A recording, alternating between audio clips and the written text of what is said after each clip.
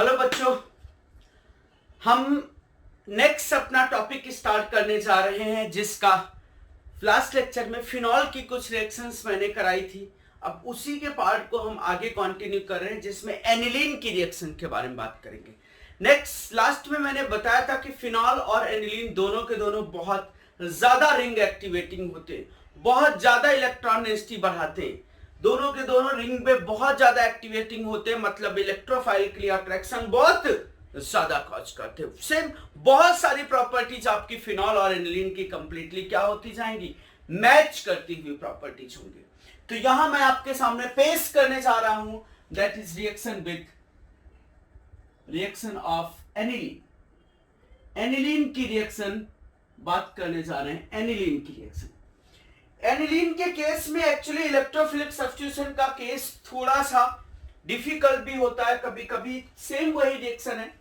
Aniline आपको पता है NH2 ग्रुप है, और NH2 जब ग्रुप है तो वो NH2 ग्रुप प्लस M भी बहुत अच्छा कॉज करेगा और माइनस I भी कॉज करेगा, लेकिन माइनस I ग्रुप इफेक्ट जो OH से कम होता है, माइनस I इफेक्ट OH से कम होता है।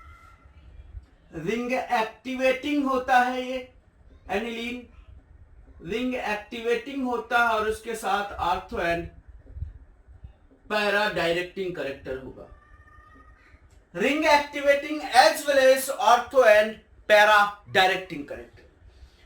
तो एनिलीन की अगर हम बात करें, इलेक्ट्रोफिलिक सब्स्टिट्यूशन की बात करते हैं तो सेम उसी रिएक्शन से स्टार्ट करते हैं कि बहुत इंपॉर्टेंट रिएक्शन आपके सामने पेश करने जा रहे हैं कि अगर हम एनिलीन की रिएक्शन ब्रोमीन और वाटर के साथ ट्रीट करते हैं, बहुत ध्यान से समझना, ब्रोमीन वाटर के साथ ट्रीट करते, ब्रोमीन वाटर के साथ, या कभी कभी आपको ब्रोमीन विद एसिटिक एसिड भी लिखा होगा, प्रोटिक सॉल्वेंट होने चाहिए like phenol.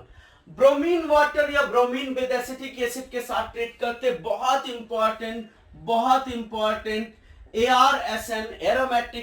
ARSN aromatic electrophilic substitution का केस है। दिस आल्सो कॉज बहुत ज्यादा एक्टिवेट करता है रिंग को, और this also cause tri substitution. Phenol हो या एनिलीन हो, फिनॉल हो या एनिलीन हो, फिनॉल हो या एनिलीन हो, दोनों के दोनों ब्रोमीन वाटर के ब्राउन कलर को डिकलराइज कर देते हैं, दोनों के दोनों ब्रोमीन वाटर के ब्राउन कलर को डिकलराइज कर देते हैं। जब ब्रोमीन वाटर का ब्राउन कलर डिकलराइज हो जाता है तो ब्रोमीन वाटर के ब्राउन कलर से वो they form white colour. Bromine water का जो ब्राउन कलर होता है डिकलराइज हो जाता है, व्हाइट कलर बनाता है, डिकलराइजेशन के कैरेक्टर। लेकिन अगर यहां पर आपने अप्रोटिक सॉल्वेंट डाल दिया, ब्रोमीन विद कार्बन डाइसल्फाइड, आप नॉन पोलर सॉल्वेंट डाल दिया, तो उस केस में they cause only mono substitution like phenol, they cause only mono substitution, ortho derivative as well as para. अब ये तुम डिसाइड करो कि आर्थो बनना है मेजर या पैरा बनना है, आर्थो बनना है मेजर या पैरा बनना है, ये तुमको डिसाइड करना है। आपको पता है NH2 plus M effect operate करेगा, उसके साथ साथ माइनस I इफेक्ट भी ऑपरेट करेगा, तो फिर पैरा पोजीशन थोड़ी सी आर्थो से डोमिनेट हो जाएगी। ब्रोमीन वाटर टेस्ट हम फिनॉल के लिए भी करते हैं, ब्रोमीन वाटर हम एनिलीन के लिए भी करते हैं, और आगे और हम ब्रोमीन वाटर की कैटेगरी आपको बताएंगे, लेकिन अगर ऐसा मेरे दिमाग में आए या ऐसा तुम्हारे दिमाग में भी आए कि अगर हम एनिलीन को या फिनॉल को, जैसे फिनॉल के लिए था वैसे ही एनिलीन के लिए, अगर एनिलीन को अगर हम एसिड डेरिवेटिव के साथ ट्रीट करें, चाहे वो RX एसिड हैलाइड ले लें या एसिड अनहाइड्राइड ले लें, दोनों में से कोई भी ले लें, this is acid anhydride, acid halide और एसिड अनहाइड्राइड, इनमें से अगर कुछ भी ले लेते तो ये सर फिर से रिंग पे सब्स्टिट्यूशन, याद करो, एनिलीन में फ्रीडल क्राफ्ट रिएक्शन नहीं होती थी। एनिलीन में फ्रीडल क्राफ्ट एल्काइलेशन नहीं होता था, एनिलीन में फ्रीडल क्राफ्ट एसाइलेशन भी नहीं होता था। फिनॉल में भी सेम वही करेक्टर होगा, फिनॉल में भी रिंग में सब्स्टिट्यूशन नहीं होता है, फिनॉल में ओ से सब्स्टिट्यूशन होता है, न्यूक्लियोफाइल की तरह काम करता है।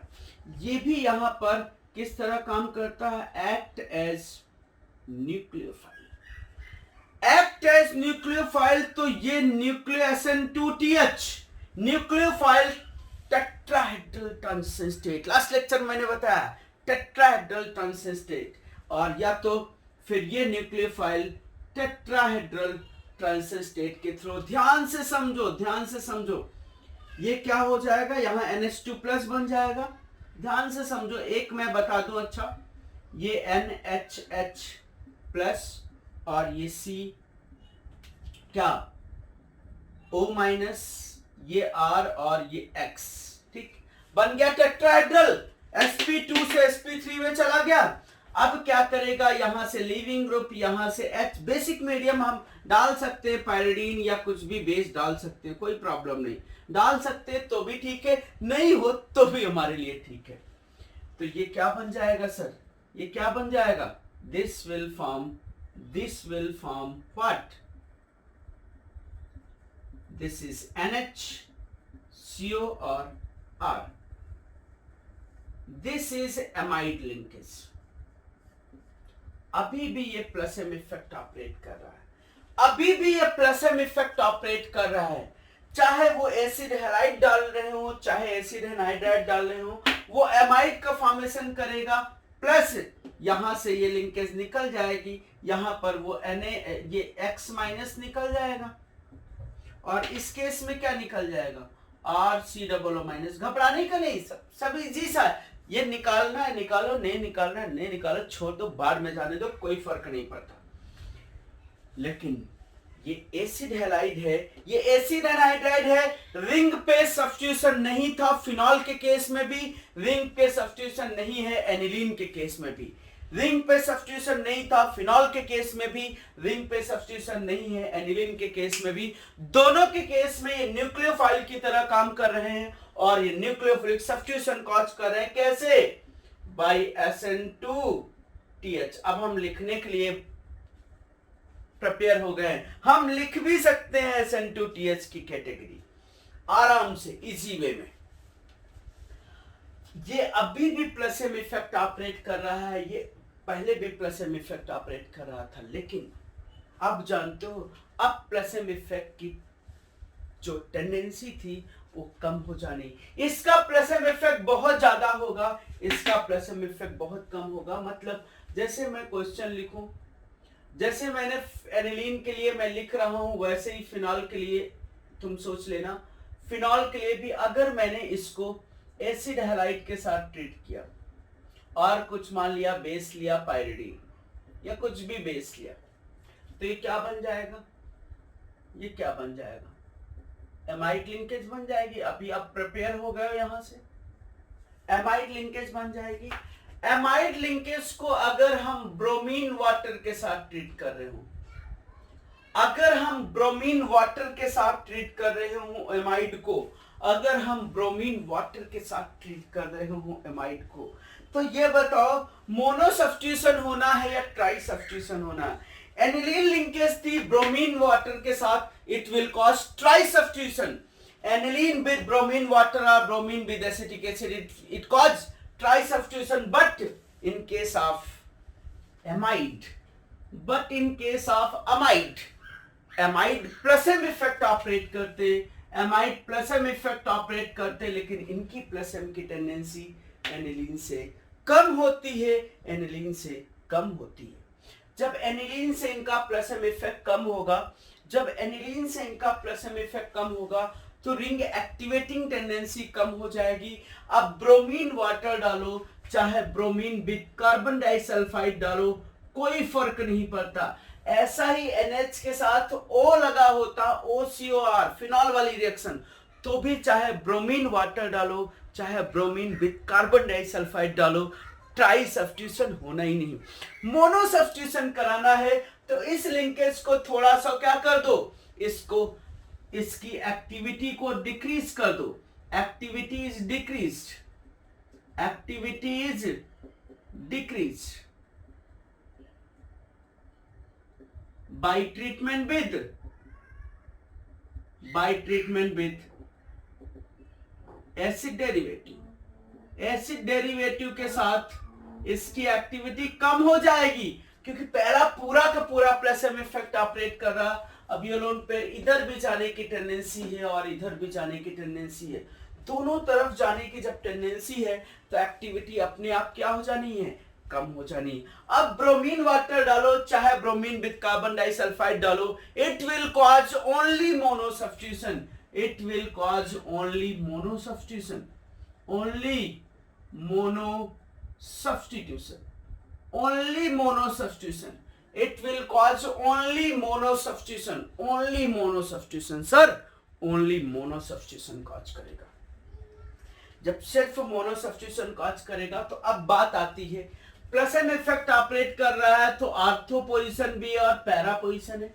इसके लिए तो मैं पहले ही बता चुका हूं कि प्लस एम के साथ साथ माइनस आई इफेक्ट भी ऑपरेट कर रहा है, और ये बड़ा ग्रुप है, थोड़ी बहुत क्राउडिंग भी होगी, तो इलेक्ट्रोफाइल बीआर, ब्रोमीन वाटर में भी बीआर प्लस जनरेट होता है। ब्रोमीन वाटर का मतलब होता है एचओबीआर, एचओबीआर का मतलब होता है OH माइनस और बीआर प्लस, ये दिमाग में बिठा के रखना।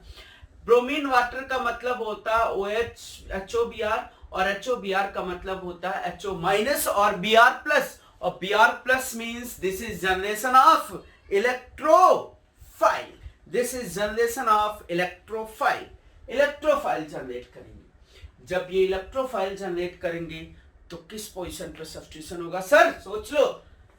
This will cause substitution only at para position, very less tendency to at किस पोजीशन, आर्थो पोजीशन पर बहुत कम बनेगा, बहुत कम बनेगा। अब क्या करो पता है, अब क्या करो, अब आप एसिडिक हाइड्रोलिसिस कर दो। बढ़ा दिया मैंने, क्वेश्चन को बढ़ा दिया। जब एसिडिक हाइड्रोलिसिस करोगे तो साहब ये लिंकेज ब्रेक हो जाएगी, एमाइड लिंकेज, क्योंकि एसिडिक है तो ये एसिड बेस करेगा, NH3 प्लस बनेगा, एसिड बेस करेगा, NH3 प्लस बनेगा, NH3 प्लस सर लीव कर जाएगा। जब यहां से लीव करेगा तो ये ऐसे होगा H और OH, H और OH। समझना हो तो समझ लो। ये आपका NH है, CO और R है, मीडियम हमने एसिडिक दिया, इसके साथ एसिड बेस होना है, ये बन जाना है NH2 प्लस और ये C डबल बॉन्ड O और R।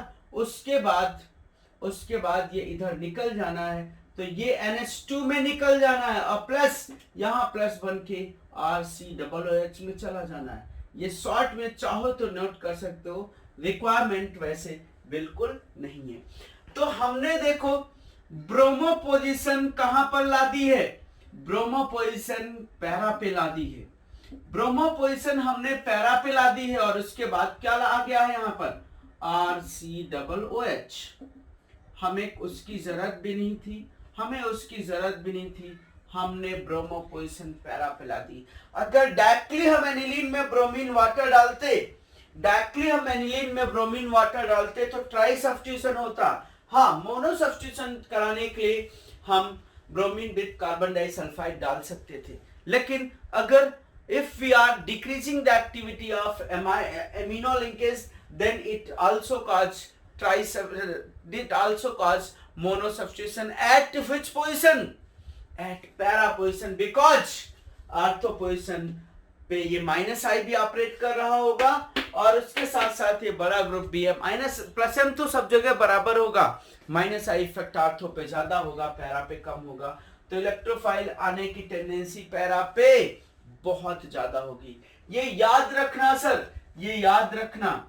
इनकी एक्टिविटी को कम करने के लिए फिनॉल की हो चाहे एनिलीन को हो, उनकी एक्टिविटी को डिक्रीज करने के लिए, to decrease the activity of phenol और aniline, we add acid derivative, they form compound like amide या ester, that's why their plus M effect is decrease, plus M effect is decrease, then they cause only mono substitution। Plus M effect अगर decrease हो गया तो they cause only mono substitution।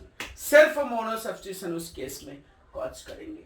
तो ये हमारी aniline की reaction, और हम प्रैक्टिस करा रहे हैं, ये हमारा वो कैटेगरी है to decrease the activity of aniline, या यहाँ पर फिनॉल में पीछे मैंने बताया था लास्ट लेक्चर में, तो फिनॉल में भी ऐसे ही करना। थोड़ा सा लेवल बढ़ रहा होगा तुम्हारा, लेकिन तुम्हारा खुद का भी तो डे बाय डे लेवल बढ़ रहा है, तो हम भी सर उस लेवल को इंक्रीज ही कर रहे हैं, आपके लेवल को हम भी इंक्रीज कर रहे हैं। समझा होगा आप, इसको नोट करो, फिर उसकी प्रैक्टिस से रिलेटेड और क्वेश्चन हम आपके सामने पेश करते हैं। नोट करो। यस, देखो एनिलीन की कुछ रिएक्शंस हम आपके सामने लिखा है मैंने, और उनको आपको बताने चाह रहे हैं। पहला क्वेश्चन है, दिमाग में अपने सोचो, अच्छे से सोचो कि पहला क्वेश्चन है, एनिलीन है, सिर्फ आर्थो पोजीशन पे ब्रोमीन लाना है। एनिलीन है और आर्थो पोजीशन पे ब्रोमीन लाना है, तो क्या करोगे? मेजर आपको आर्थो पोजीशन पे ही ब्रोमीन लाना है, तो क्या करोगे ये बताओ। तुम सोचो क्या करोगे अगर आर्थो पोजीशन पे ब्रोमीन लाना हुआ तो। डायरेक्टली आप carbon disulphide with bromine use नहीं कर सकते हो, क्योंकि उसका परसेंटेज जो होती है पैरा की ज्यादा होती है। इसका मतलब पैरा को कहीं ना कहीं हमको क्या करना पड़ेगा? पैरा को आपको प्रोटेक्ट करना पड़ेगा, पैरा को प्रोटेक्ट करना पड़ेगा, और प्रोटेक्शन के लिए सल्फ्यूरिक एसिड यूज करोगे। अगर तुम सल्फोनेशन कराओगे तो एनिलीन का सर एसिड बेस भी हो जाएगा।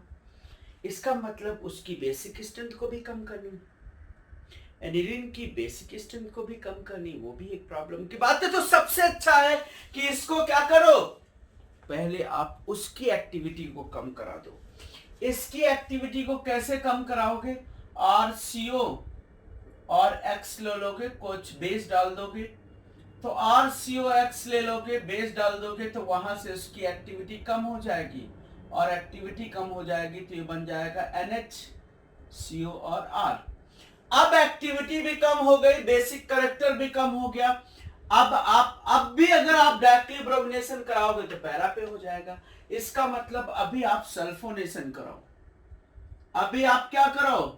सल्फोनेशन कराओ।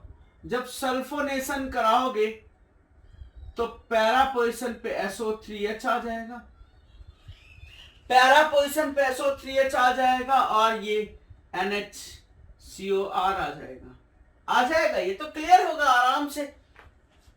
अब आप जो भी कराना है वो कराओ।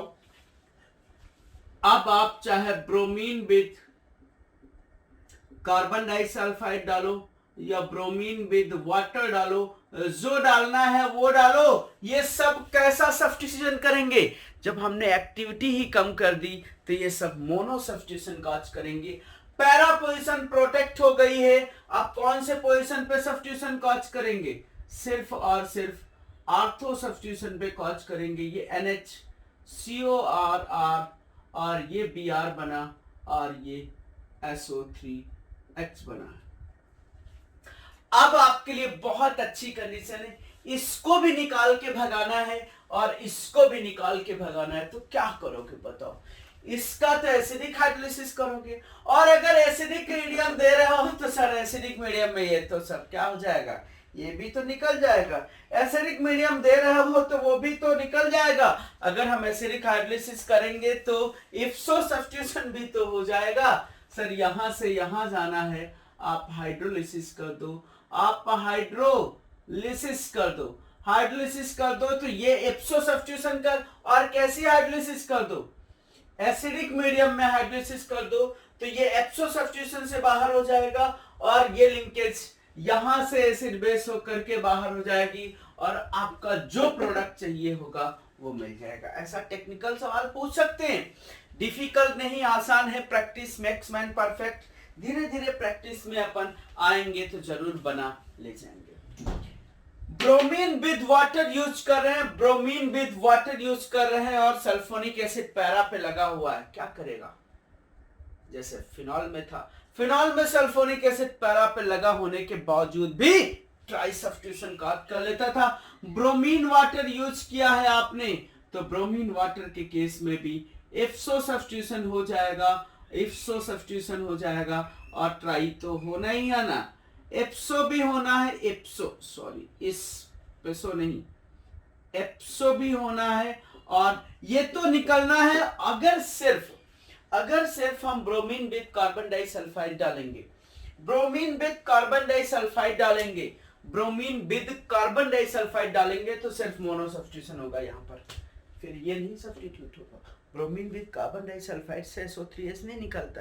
ब्रोमीन विद कार्बन SO3H निकालने के लिए प्रोटिक चाहिए, H+ चाहिए, तभी आपका SO3H निकलता है, अदरवाइज SO3H रिमूव नहीं होता है, अदरवाइज SO3H रिमूव नहीं होता है।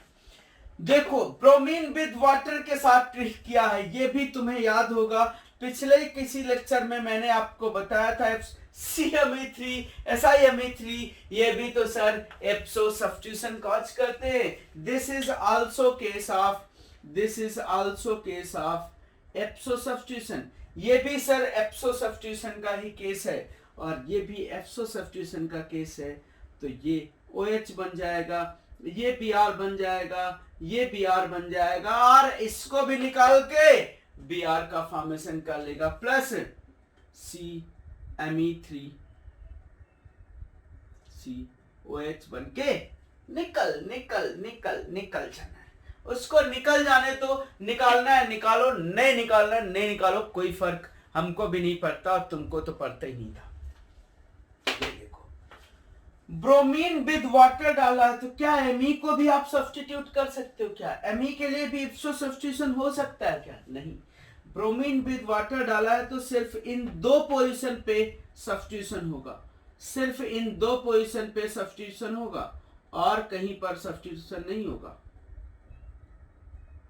ये Me जैसा था वैसा। अगर ब्रोमीन विद कार्बन डाइसल्फाइड डालोगे तो ये पोजीशन ऑलरेडी प्रोटेक्टेड था, सिर्फ एक जगह पर सब्स्टिट्यूशन होना, सिर्फ एक जगह पर सब्स्टिट्यूशन होना है, दूसरी जगह पर सब्स्टिट्यूशन नहीं होना, सिर्फ एक ही जगह पर सब्स्टिट्यूशन होना है, दूसरी जगह पर सब्स्टिट्यूशन नहीं होना सर, नहीं होना। बहुत अच्छे सवाल थे, बड़े सुंदर से थे, आपको एफर्ट करना चाहिए खुद से, थोड़े कॉम्प्लिकेटेड हो सकते हैं लेकिन कॉम्प्लिकेटेड हमको फील नहीं हुए तो तुमको तो फील और अच्छे से नहीं होने चाहिए थे, समझा? अब हम एनिलीन का नाइट्रेशन के बारे में चलते हैं। एनिलीन का नाइट्रेशन का जो पार्ट होता है वो बड़ा इंपॉर्टेंट है, बड़ा पॉपुलर है, बहुत ज्यादा पूछा जाने वाला पार्ट है। ये सब रिएक्शन सर आपको कहीं ना कहीं मिलेंगी, जरूर मिलेंगी। एनिलीन का अगर हम नाइट्रेशन के बारे में सोचे, ये एक्चुअली इसलिए हम इतना डिटेल में यहाँ पर चले जा रहे हैं क्योंकि आगे हमारे पास ये एक ऑप्शन खुल जाएगा, कि यार ये चीजें पता ही हैं, अब हम A से B, B से C, C से D, D से E और E से Z तक का कोई भी रिएक्शन करते चल सकते, बार बार इन चीजों को रिपीट करा के प्रैक्टिस कराते रहेंगे। इसलिए मैंने एरोमेटिक केमिस्ट्री का मैक्सिमम पार्ट यही लेने की कोशिश की, यही रीजन है मेरा यही लेने की। नहीं, एरोमेटिक केमिस्ट्री पता है, ऑर्गेनिक केमिस्ट्री में सबसे लास्ट में पढ़ाया जाता है, लेकिन यहाँ एरोमेटिक केमिस्ट्री लेने के पीछे का रीजन सिर्फ यही है कि धीरे धीरे अपन प्रैक्टिस में रहेंगे, और जितना ज्यादा प्रैक्टिस रहेंगे उतना ही हम परफेक्ट हो जाएंगे। नाइट्रेशन कराना बड़ा पॉपुलर, बड़ा इंपॉर्टेंट क्वेश्चन पूछा जाता है। Nitration of aniline, nitration of phenol उतना ज्यादा पॉपुलर है वो भी, लेकिन एनिलीन का नाइट्रेशन उससे ज्यादा पॉपुलर है। एनिलीन का नाइट्रेशन उससे ज्यादा पॉपुलर है। कैसे? देखो, एनिलीन का जब हम नाइट्रेशन करते हैं, एनिलीन को अगर हमने कंसंट्रेटेड नाइट्रिक एसिड के साथ या नाइट्रेशन लिख दिया है, नाइट्रेशन लिखने का मतलब कंसंट्रेटेड नाइट्रिक एसिड, तो एक तो प्रॉब्लम है सर, एक तो एनिलीन बेसिक है और नाइट्रिक एसिड एसिडिक है। हाँ, इसको अगर प्रोटेक्ट आप करा लो एसिड हैलाइड एसिड एनाइड्राइड के साथ तो सिर्फ मोनो सब्स्टिट्यूशन होगा सर, सिर्फ मोनो सब्स्टिट्यूशन होगा किस पोजीशन पे? पैरा पोजीशन पे। लेकिन अगर डायरेक्टली हम नाइट्रेशन करा रहे हैं तो पता है क्या क्या प्रोडक्ट बनते हैं, ये बहुत दिमाग में बिठा के रखना है। मैं आपको बताता हूं कैसे करना है। इसमें जो प्रोडक्ट बनता है वो NH2 और NO2 भी बनता है, NH2 और NO2 भी बनता है, और उसके साथ साथ NH2 और NO2 भी बनता है, आर्थो भी बनता है, मेटा भी बनता है, पैरा भी बनता है। ऐसे कैसे, ऐसे कैसे? यही तो बात है। इसकी जो आर्थो की यील्ड होती है लगभग 2% होती है, मेटा की जो यील्ड होती है लगभग 47% होती है, और 47 प्लस 2 मतलब 49, और ये जो परसेंटेज होती है पैरा की वो 51% होती है। ऐसा कैसे हो गया? ऐसा कैसे हो गया? 3 प्रोडक्ट बने जिसमें मेजर आपका पैरा बन गया, ऐसा कैसे हुआ? हमने प्रोटेक्ट नहीं कराया। बस सबसे पहले जो स्टेप हुआ होगा वो एसिड बेस स्टेप हुआ होगा। सबसे पहले इसमें एसिड बेस स्टेप हुआ होगा, समझना, ये मैं अलग से समझा रहा हूं, आपकी रिएक्शन वो हो गई। एसिड बेस स्टेप हुआ होगा तो ये बन गया होगा क्या, NH3 प्लस। NH3 प्लस जब बन गया होगा, NH3 प्लस जब बन गया होगा, रिंग को एक्टिवेटिंग ग्रुप होगा, या ये हाईली रिंग डीएक्टिवेटिंग होगा। हाईली रिंग डीएक्टिवेटिंग होगा सर, हाईली रिंग डीएक्टिवेटिंग होगा। क्या ये माइनस एम इफेक्ट ऑपरेट करेगा? वैसे लिख दिया जाता है माइनस एम इफेक्ट के फॉर्म में, एग्जैक्टली माइनस एम इफेक्ट नहीं ऑपरेट करता, क्योंकि इसका पॉजिटिव चार्ज रिंग में डिलोकलाइज ही नहीं हो सकता। इसका पॉजिटिव चार्ज रिंग में डिलोकलाइज नहीं हो सकता। जब पॉजिटिव चार्ज रिंग में डिलोकलाइज नहीं हो सकता तो ये माइनस एम की तरह एग्जैक्टली ट्रीट नहीं होगा। बहुत जगह पर लिखा होता, कोई बात नहीं, लिखने दो, कोई प्रॉब्लम नहीं। अभी ये काम करना है किस तरह पर, लाइक स्ट्रॉन्ग माइनस आई की तरह काम करना है। स्ट्रॉन्ग माइनस आई काम करता है, आपको याद हो या नार्थी NH3 प्लस बड़े अच्छे स्ट्रॉन्ग माइनस आई इफेक्ट होते थे। माइनस आई इफेक्ट है तो आर्थो पे भी इलेक्ट्रॉन डेंसिटी घटाएगा, मेटा पे भी इलेक्ट्रॉन डेंसिटी घटाएगा, और पैरा पे भी इलेक्ट्रॉन डेंसिटी घटाएगा।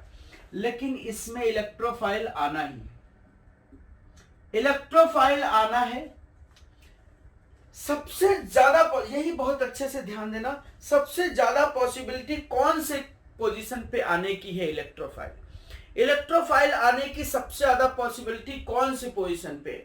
आर्थो पे है, या मेटा पे है, या पैरा पे है? ये बता दो तुम। आर्थो पे है, या मेटा पे है, या पैरा पे है? ये तुम सिर्फ बता दो, बस हम समझ लेंगे। आर्थो पे है, या मेटा पे है, या पैरा पे? ये आर्थो पे सबसे ज्यादा इलेक्ट्रॉन डेंसिटी कम करेगा, मेटा पे उससे थोड़ी कम करेगा, पैरा पे सबसे ज्यादा कम करेगा, मतलब बहुत कम इलेक्ट्रॉन डेंसिटी कम करेगा वहां पर भी। इलेक्ट्रोफाइल आने की टेंडेंसी सबसे ज्यादा कहां पर है? पैरा पे है, इसीलिए कि पैरा की परसेंटेज 51 हो गई। मानते हो इस बात को? इसीलिए पैरा की परसेंटेज ज्यादा है, उसके बाद किसकी है? मेटा की। और आर्थो पे तो इलेक्ट्रोफाइल आने की टेंडेंसी बहुत कम हो जाएगी। क्यों?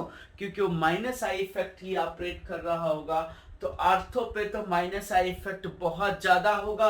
आर्थो पे सर माइनस आई इफेक्ट बहुत ज्यादा होगा, तो इलेक्ट्रोफाइल आने की टेंडेंसी ही आर्थो पे बहुत कम हो जाएगी। जब आर्थो पे बहुत कम हो जाएगी तो आर्थो का परसेंटेज बहुत कम हो जाएगा, उससे पैरा मेटा का ज्यादा होगा, और पैरा का थोड़ा सा सबसे ज्यादा होगा। यही तो बहुत अच्छी बात है। नाइट्रेशन इसीलिए तो बहुत इंपॉर्टेंट पार्ट होता है। नाइट्रेशन ऑफ एनिलीन इसीलिए तो बहुत इंपॉर्टेंट पार्ट होता है। नाइट्रेशन ऑफ एनिलीन इसीलिए तो बहुत इंपॉर्टेंट पार्ट होता है। याद रखना, जब हम फिनॉल का नाइट्रेशन करते थे तो आर्थो मेटा पैरा, आर्थो और पैरा दोनों मतलब पिक्रिक एसिड बनता था। लेकिन जब एनिलीन का हम नाइट्रेशन कराएंगे, एनिलीन का डायरेक्टली एनिलीन का नाइट्रेशन कराएंगे तो आर्थो प्रोडक्ट भी बनेगा, पैरा प्रोडक्ट भी बनेगा, मेटा भी बनेगा। परसेंटेज पैरा की सबसे ज्यादा होगी, क्योंकि वहां पर इफेक्ट जो फैक्टर है वो दूसरा आ रहा है। सर इफेक्ट फैक्टर ही चेंज हो जा रहा है, इसलिए वहां पर फैक्टर पूरा का पूरा परसेंटेज डोमिनेंसी पैरा की हो जाती है। मुझे उम्मीद है समझ में आना चाहिए। मुझे उम्मीद है ये मैंने इधर समझाया है कि ऐसा क्यों हो रहा होगा। आप अपनी लैंग्वेज में नोट कर लेना कि क्यों हो रहा होगा, ठीक है। फिर हम क्वेश्चन में चलते हैं, रिएक्शन में चलते हैं, जिस रिएक्शन का नाम है diazotization reaction of aniline, diazotization reaction of aniline, aniline का diazotization reaction, diazotization reaction of aniline, aniline का हम डाईएजोटाइजेशन रिएक्शन कराएंगे। याद करो बहुत पहले की बात है, बचपन की बात है कि हम लोगों ने प्राइमरी एमीन को NaNO2 प्लस HCl के साथ ट्रीट किया था, अगर याद हो, जिसको हम लोगों ने नाम दिया था डेमजाइनो रिएक्शन, नाम दिया था ना, ऐसा कुछ था ना डेमजाइनो। जब डाईएजोटाइजेशन रिएक्शन वहां पर बताया था, मैंने एलिफेटिक एमीन का भी बताया था, अगर याद हो तो हमने एरोमेटिक एमीन का भी बताया था। मैंने ये बताया था aliphatic primary amine diazotization reaction देती हैं, एरोमेटिक डाइजोटाइजेशन रिएक्शन देती हैं, लेकिन उसमें मुझे याद है तुमको मैंने बताया था एलिफेटिक डाइजोनियम सॉल्ट का जो N2 होता है बहुत अच्छे से लीव कर जाता है, वहां पर कार्बोक्टेन बनता है, कार्बोक्टेन से वो OHH2 अटैक करके अल्कोहल बनता था। एलिफेटिक, जब हम एलिफेटिक प्राइमरी मीन को NaNO2 प्लस HCl के साथ ट्रीट करते थे, एलिफेटिक प्राइमरी मीन को NaNO2 प्लस HCl के साथ ट्रीट करते थे तो कार्बोक्टेन बनता था। लेकिन वही साथ में मैंने ये भी बताया था कि अगर एरोमेटिक एमीन होती है, एरोमेटिक एमीन होती है, सब सब्स्टिट्यूटेड है तो भी जहां है जो वैसे रहेंगे। इसको याद करो, हमने NaNO2 प्लस HCl के साथ ट्रीट किया।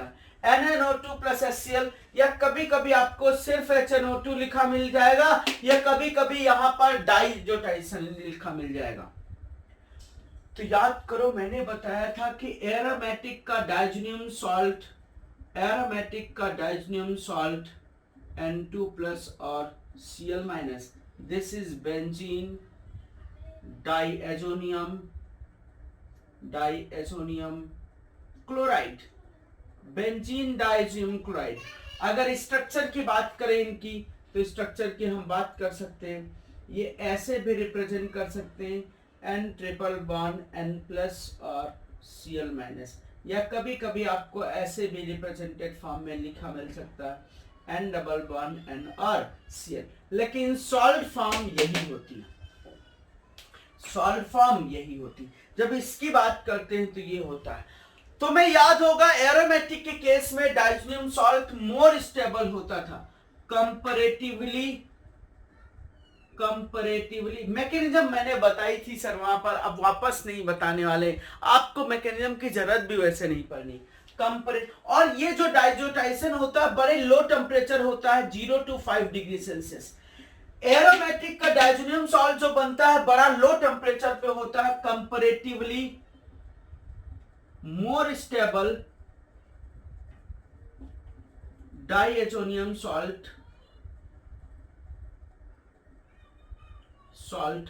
Then aliphatic amine. क्यों? Due to resonance. मैंने उस समय भी बताया था, आज भी मैंने वही बात की है, उस समय भी मैंने यही बात की थी, आज भी यही बात किया है। ये जब डाइजोटाइजेशन होता है लो टेम्परेचर पे होता है, बहुत लो टेम्परेचर पे होता है। जनरली टेम्परेचर मेंशन होता है 0 से 5 डिग्री सेल्सियस, नहीं मेंशन है तो भी हम डाइजोटाइजेशन ही कंसीडर कर लेते हैं। नोट करना, नोट करना, जनरली टेम्परेचर हम 0 to 5 डिग्री सेल्सियस मेंशन होता है या 5 डिग्री सेल्सियस मेंशन होता है, नहीं मेंशन है तो भी हम डाइजोनियम सॉल्ट का फॉर्मेशन करेंगे। लेकिन अगर इंटेंसली NaNO2 प्लस HCl दे दिया है और यहाँ 10 डिग्री दे दिया है या ग्रेटर देन 10 डिग्री दे दिया है, 10 डिग्री या ग्रेटर देन 10 डिग्री दे दिया, इंटेंशनली उसने दे दिया है, इंटेंशनली उसने दे दिया है 10 डिग्री या ग्रेटर देन 10 डिग्री, इंटेंशनली उसने 10 डिग्री या ग्रेटर देन 10 डिग्री दे दिया है, तो फिर सर N2 लीव कर जाएगा। और N2 लीव कर जाएगा, जब N2 लीव कर जाएगा तो वहां पर का भी केस याद होगा, वहां पर अल्कोहल बनता था, यहां पर फिनॉल का फॉर्मेशन हो जाना, वहां पर अल्कोहल बनता था, यहां पर फिनॉल का फॉर्मेशन हो जाना है, वहां पर अल्कोहल बनता था, यहां पर फिनॉल का फॉर्मेशन हो जाना। सर वहां पर अल्कोहल बनता था एलिफेटिक के केस में, एलिफेटिक प्राइमरी मीन, जब हम NaNO2 प्लस HCl लेते थे तो कार्बोकेटायन बनता था। कार्बोकेटायन बनने के बाद रीअरेंजमेंट, एक्सपेंशन, कॉन्ट्रैक्शन सब कुछ होता था, उसके बाद अल्कोहल बनता था। यहाँ पर N2 प्लस बनेगा तो इनिशियली, लेकिन इस टेम्परेचर पे N2 प्लस लीव कर जाएगा तो वो OH फिनॉल का फॉर्मेशन कर देगा। जैसे हम लोगों ने एलिफेटिक अल्कोहल का केस लिया था, वैसे यहाँ पर एलिफेटिक एमीन का केस लिया था, वैसे ही हमको एरोमेटिक एमीन का केस लेना है। ये रिएक्शन बड़ी पॉपुलर है, अलग से मुझे बतानी चाहिए थी। डाइजोटाइसन बहुत इंपॉर्टेंट है, लेकिन मैंने यहाँ पर बताया बस इसी को। अब हम इसी को सर खींचते जाएंगे, किसको? डाइजोनियम सॉल्ट को। याद रखना NaNO2 प्लस HCl लिखा हो तो हमको डाइजोनियम सॉल्ट बना देना। 0 to 5 डिग्री सेल्सियस लिखा हो तो भी हमको डाइजोनियम सॉल्ट बना देना। लेकिन इंटेंसली अगर हीटिंग दिया हो वहां पर, या ये टेम्परेचर मेंशन किया हो, तो हम डाइजोनियम सॉल्ट नहीं बनाएंगे, उस केस में फिनॉल बनाएंगे। नोट कर लेना ये, अगर याद ना रहे तुमको। तो डाइजोटाइसन हमेशा होता है डाइएजोटाइसन when aromatic primary mean, यहाँ सब्स्टिट्यूशन है कोई तो रहने दो, वो वैसा का वैसा यहाँ रहेगा, वैसा का वैसा यहाँ रहेगा, सब्स्टिट्यूशन से कोई फर्क नहीं पड़ेगा। लिख लेना चाहे when aromatic amine react with NaNO2 plus HCl या HNO2, they form diazonium salt at low temperature, but on elevated temperature they form phenol। Elevated temperature पे ये फिनॉल का फॉर्मेशन कर लेते हैं और लो टेम्परेचर पे ये डाइजोनियम सॉल्ट का फॉर्मेशन कर लेते हैं। ये बात अपन को याद रखना, बहुत डिफिकल्ट नहीं है, बहुत आसान है। इसकी अभी बार बार, ये तो सर हम कम से कम 100 टाइम्स ये रिएक्शन के बारे में बात करेंगे। डाइजोनियम सॉल्ट बनाने के बारे में हम 100 टाइम्स ये बात करेंगे, डोंट वरी।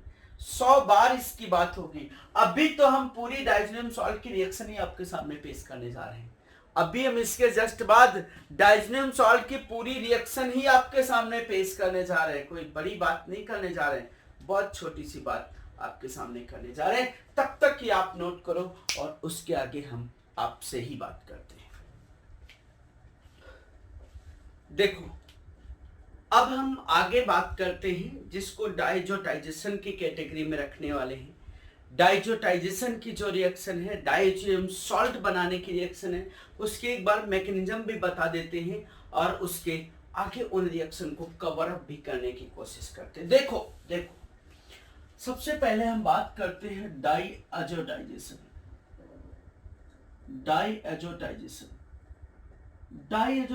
क्या होता है? बेंजीन में एनिलीन लगा देते हैं, और आपको मैंने अभी जस्ट बताया था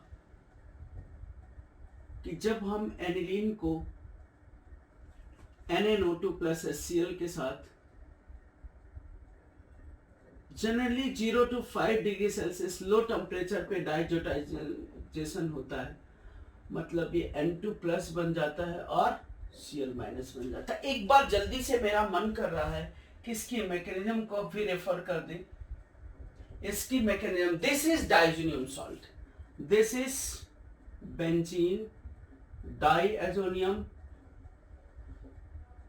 chloride, benzene diazonium chloride, this is benzene diazonium chloride है। NaNO2 प्लस HNO3 लेते तो बेंजीन डाइएजोनियम नाइट्रेट मिल जाता है, NaNO2 प्लस H2SO4 लेते तो बेंजीन डाइएजोनियम हाइड्रोजन सल्फेट मिल जाता। डजंट मैटर, हमें जरूरत NaNO2 प्लस HCl की होती है, या यहाँ पर लिखा होता है हमको HNO2, तो भी हम सेम कैटेगरी एनिलीन के साथ कंसीडर कर लेते हैं। सेम कैटेगरी एनिलीन के साथ कंसीडर करते हैं। होता क्या है, मैकेनिज्म एक बार समझते हैं। एक्चुअली HNO2 इसको ऐसे लिखते हैं, HNO2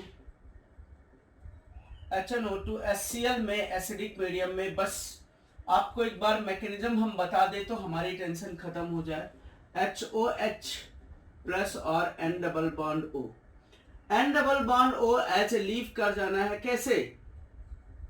इलेक्ट्रोफाइल की तरह तो यहां से H2O निकल जाना है और ये N डबल बॉन्ड O एक इलेक्ट्रोफाइल की तरह जनरेट हुआ, लेकिन ये इलेक्ट्रोफाइल बेंजीन रिंग में अटैक नहीं करेगा। क्यों? क्योंकि एनिलीन के साथ ही यहां पर बहुत अच्छे से लोन पेयर की अवेलेबिलिटी है। ये NH है plus N double bond O है और ये प्लस है। इसके साथ अपना लुईस एसिड बेस होगा। लुईस एसिड बेस होगा तो ये क्या बन जाएगा? H N double bond O और प्लस। फिर इसके साथ सर ये H रिमूव होगा। H रिमूव होगा वो यहां जाएगा। जब यहां जाएगा तो ध्यान से समझना, जब H रिमूव होगा तो ये NH बन जाएगा और ये N डबल बॉन्ड O और H बन जाएगा प्लस प्लस प्लस प्लस। फिर से देखो, ये अगर कराओगे तो यहां पर N और यहां बैक बॉन्डिंग हो जाएगी। हम फाइनली बना दे रहे हैं क्या? N डबल बॉन्ड N और OH। यहां से H प्लस ये निकल गया होगा। उसके बाद ये H प्लस और कुछ नहीं किया होगा, इसके साथ लुईस एसिड बेस किया होगा।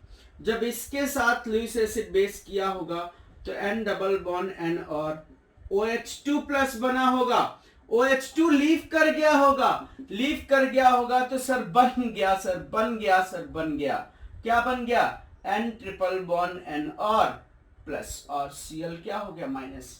मैंने बहुत इसको शॉर्ट में समराइज करने की कोशिश की है क्योंकि मैकेनिज्म की रिक्वायरमेंट नहीं होती। आप NaNO2 प्लस HCl डाल के डाइज़ोनियम सॉल्ट बना लो, आराम से प्रिपेयर हो जाना। अब हम बात करते हैं रिएक्शंस ऑफ डाइज़ोनियम सॉल्ट की। बहुत ध्यान से समझना, एक्चुअली होता क्या है, जो डाइज़ोनियम सॉल्ट होता है, डाइज़ोनियम सॉल्ट में जो ये N2 प्लस होता है, N ट्रिपल बॉन्ड N और प्लस, N2 प्लस जो होता है वो वेरी गुड लीविंग ग्रुप होता है। बहुत पहले मैंने बताया था, वेरी गुड लीविंग ग्रुप होता है। तो ये एक्चुअली ये सर रिवर्सिबल प्रोसेस होती है। ये लीव भी कर जाता है, लीव भी कर जाता है तो ये आपका एराइल केटैन बनता है और N2 लीव कर जाता है, that is aryl केटैन।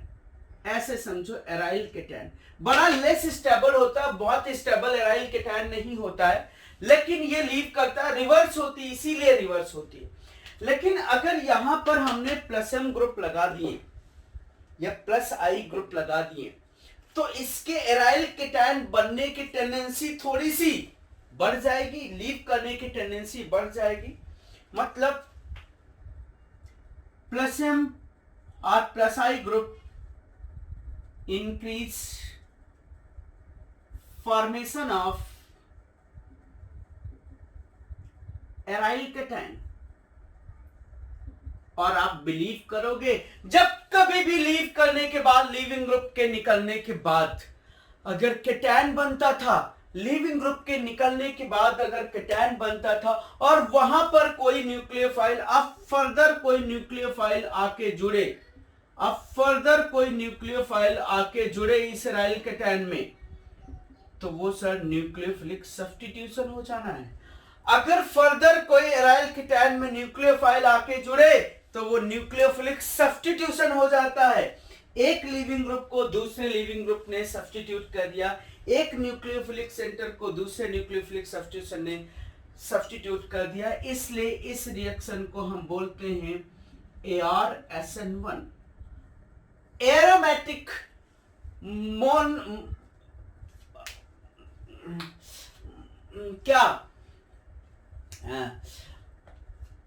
unimolecular aromatic nucleophilic substitution reaction due to formation of aryl cation। बहुत प्रेफरेबल नहीं है। जैसे ArSN2 की मैंने बात किया था कि जब हैलोजन लीविंग ग्रुप होता था, लास्ट लेक्चर मैंने बताया था, ArSN2 की बात किया था। यहां पर हम बात जो करेंगे वो ArSN1 की बात करेंगे। एराइल केटैन जो है वो जनरेट नहीं करा पाते हैं क्योंकि रिवर्सिबल होता, लेकिन अगर कैटेगरी हमको मेंशन करनी हो तो कैटेगरी नाम देते हैं इसको ArSN1, aromatic mono unimolecular nucleophilic substitution reaction. क्यों? क्योंकि N2 क्या था? बड़ा अच्छा लीविंग ग्रुप था। क्यों? क्योंकि N2 बड़ा अच्छा लीविंग ग्रुप था। अब देखो अब रिएक्शंस की हम बात करने जा रहे हैं आपसे हम रिएक्शन की बात करने जा रहे हैं। Reaction of benzene diazonium salt.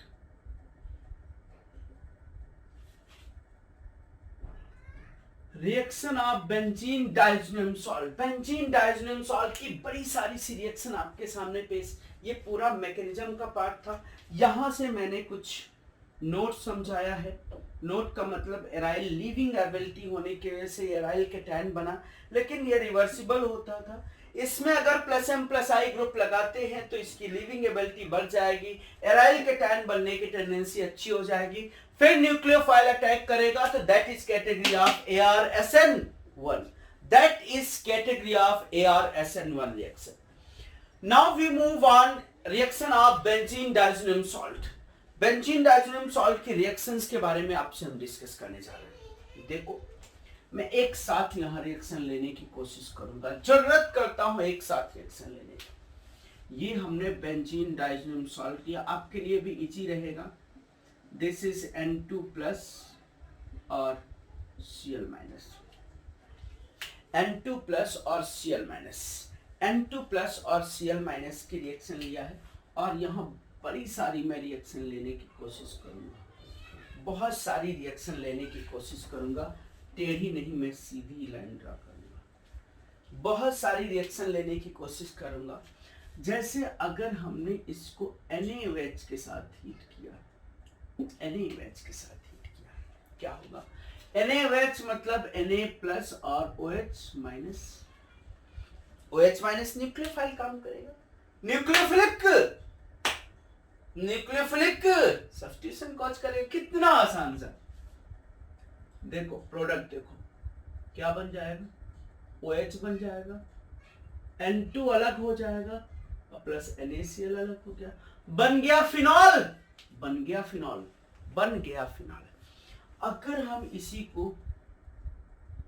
Water के साथ बॉयल कर दें, वाटर के साथ थोड़ा एलिवेटेड टेम्परेचर देते हैं, डायरेक्टली वाटर के साथ लीव नहीं हो पाता, अच्छा लीविंग ग्रुप है लेकिन थोड़ा सा टेम्परेचर दे देते हैं, तो भी सर N2 को लीव करके ये किसका फॉर्मेशन कर लेगा, यहां पर भी फिनॉल बन जाएगा और N2 लीव कर जाएगा। बहुत बहुत अच्छे से।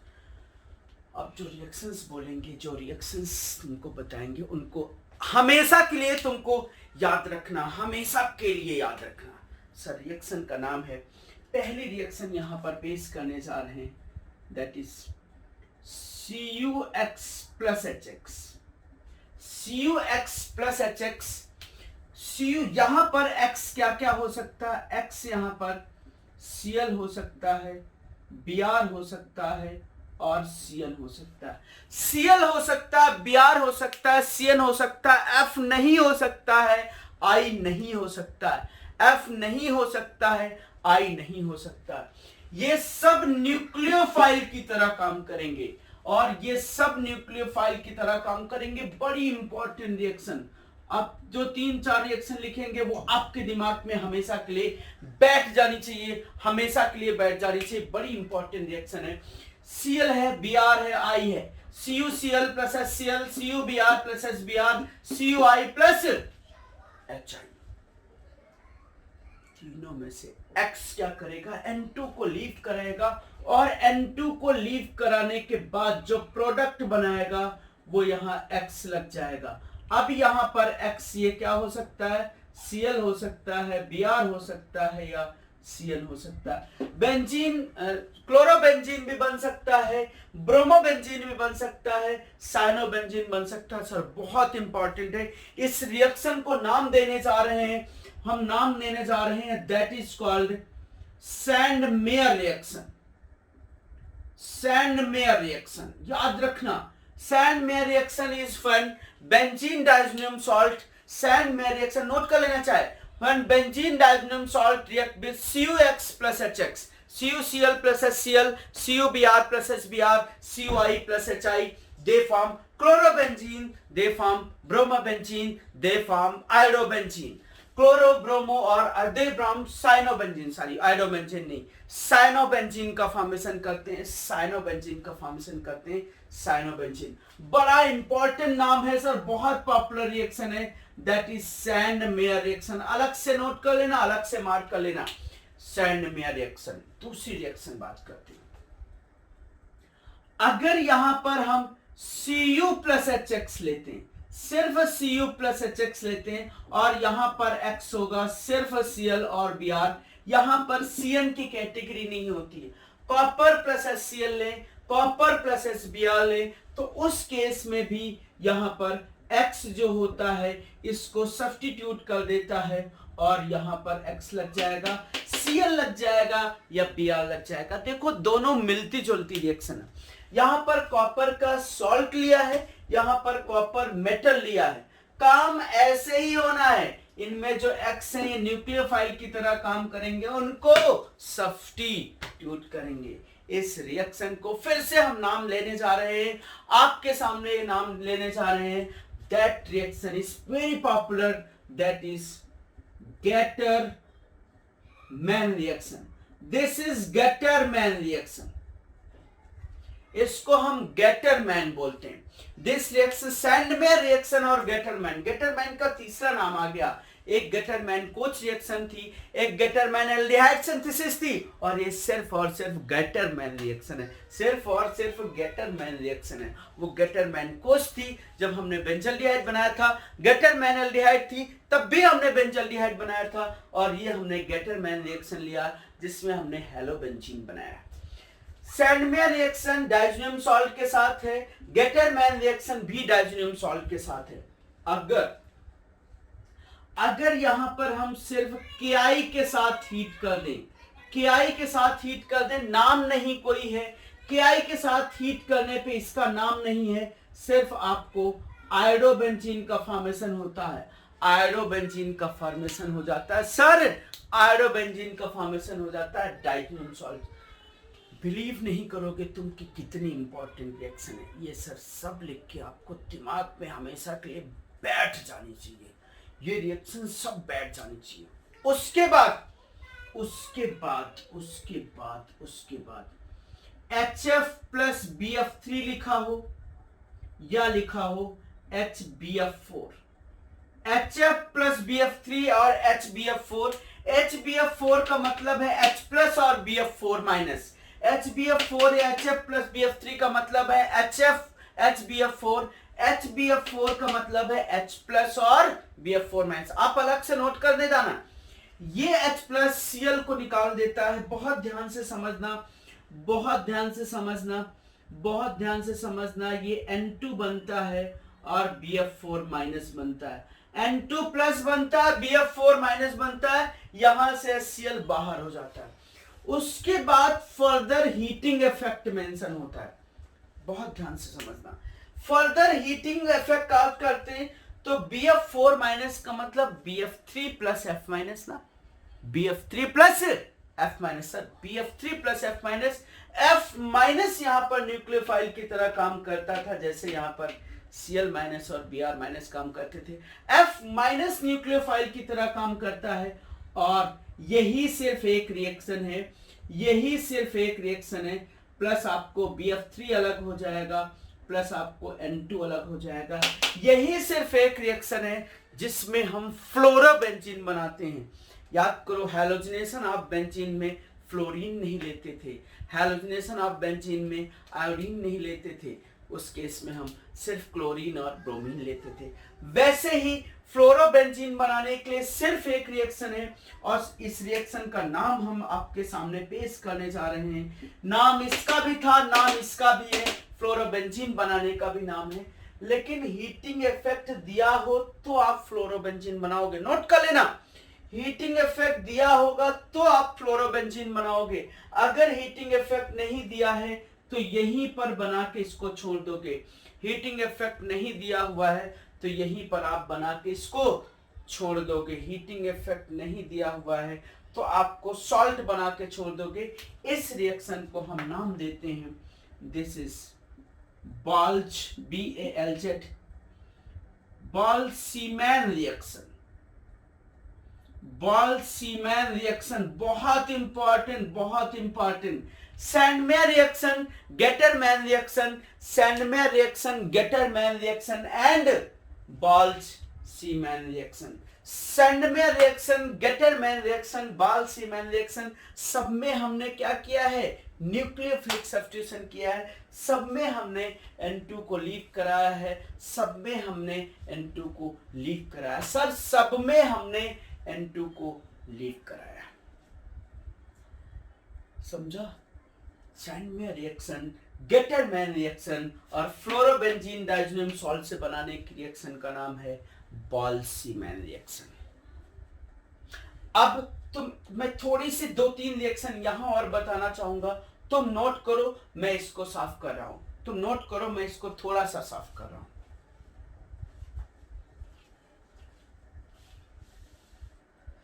यस, हमको सिर्फ इतने की जरूरत थी, आप इसको देखते रहना। अगर मैं इसी डाइज़ोनियम सॉल्ट का पेज थोड़ा कम पड़ गया है तो मैं और ले लेता हूं।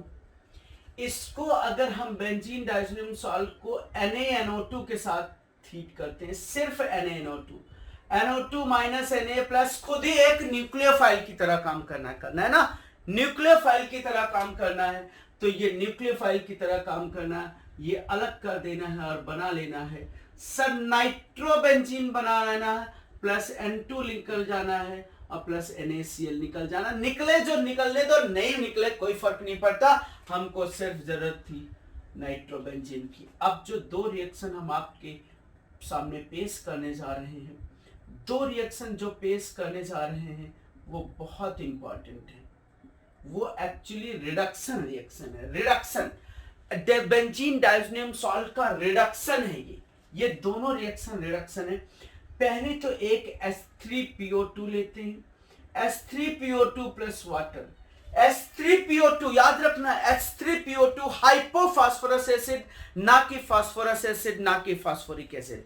H3PO2 रेड्यूसिंग एजेंट होता है, ये बेंजीन डाइज़ोनियम सॉल्ट को रिड्यूस कर देता है।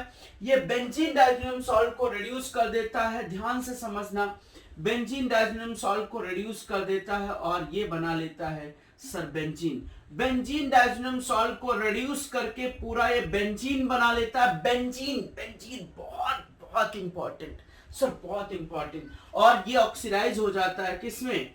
H3PO3 में। ये ऑक्सीडाइज हो गया, उसने बेंजीन बना लिया है। ये रिएक्शन जो होती है वो रिडक्शन रिएक्शन होती है।